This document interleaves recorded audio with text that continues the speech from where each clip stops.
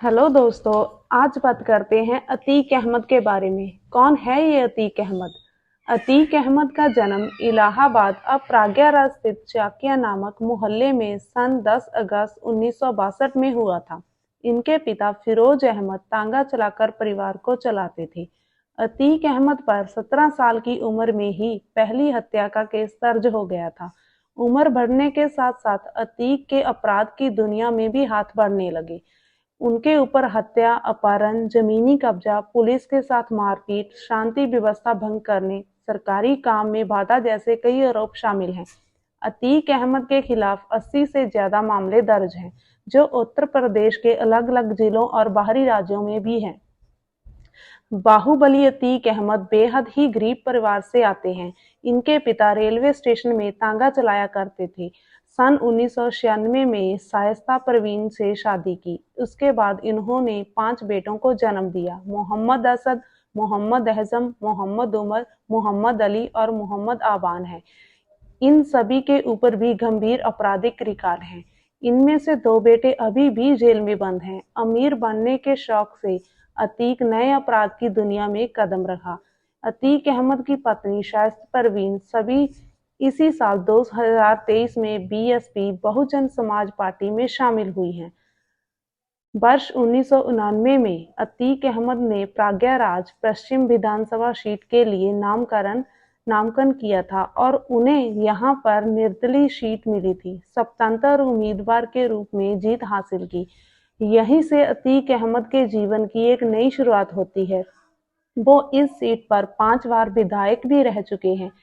इस बीच उन्होंने 1999 में सपा पार्टी छोड़कर सोनलाल पटेल की पार्टी ज्वाइन कर ली थी। यहाँ पर वो प्रतापगढ़ से चुनाव में उतरते हैं और उन्हें हार का सामना करना पड़ता है।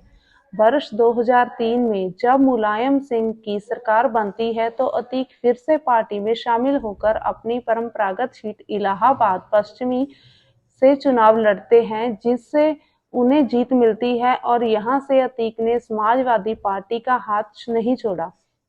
अगले वर्ष 2004 में समाजवादी पार्टी के टिकट पर आम चुनाव लड़ा और 14वीं लोकसभा सीट के लिए चुने गए। पहली बार अतीक अहमद लोकसभा पहुंचे।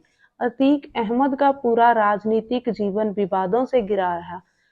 साल 2004 में जब अतीक सांसद बने तो उनकी विधानसभा सीट खाली हो गई और उसके बाद इलाहाबाद पश्चिम निर्वाचन क्षेत्र में उपचुनाव हुए, जिससे उनके छोटे भाई अशरद का बसपा बहुजन समाजवादी पार्टी के उम्मीदवार राजू पाल के खिलाफ चुनाव लड़ा, जिससे राजू पाल की बड़ी जीत हुई और यहां से शुरू होता है राजनीतिक प्रतिद्वंद और यह व्यक्तिगत लड़ाई में बदल गया। अतीक ने वर्ष 2005 में राजू पाल को अपने गुर्गोम से मरवा दिया।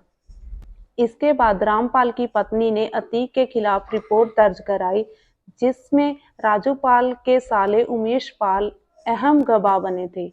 इसी रंजिश के चलते अतीक के गुंडों ने 24 फरवरी 2023 को उनके घर के पास गोली मारकर हत्या कर दी, जिसके बाद अतीक पर राजू पाल और उमेश पाल की हत्या के आरोप में मुकदमा चला रहा और साथ ही यूपी सरकार के इनके अवैध निर्माण में बुलडोजर चलाना भी शुरू कर दिया, जिससे कोई भी अन्य अपराधी ऐसे अपराध करने से पहले उसका अंजाम के बारे में सोचे। अतीक पर कार्यवाही जारी है। कोर्ट में पेश होने के बाद उन्हें क्या सजा मिलेगी उस पर अभी निर्णय नहीं लिया गया था।